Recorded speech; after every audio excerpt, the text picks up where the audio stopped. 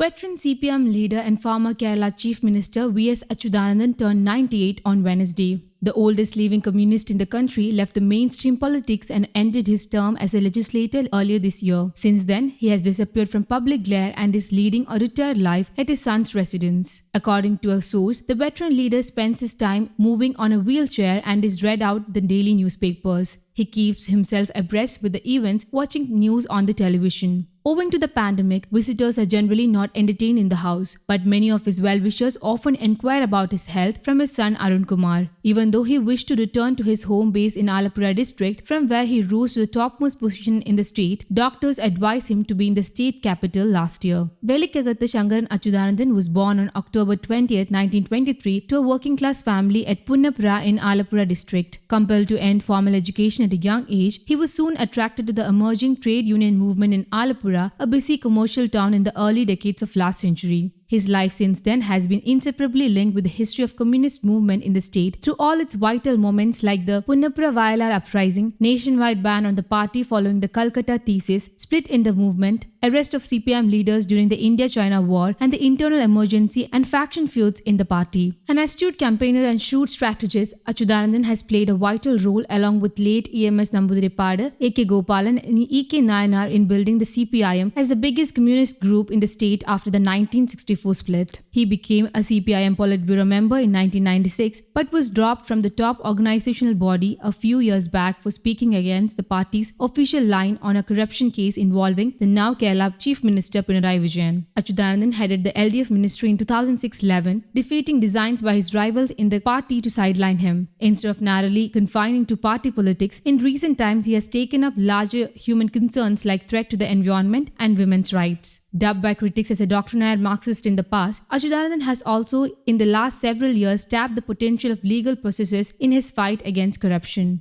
News Desk, Kaumudy Global.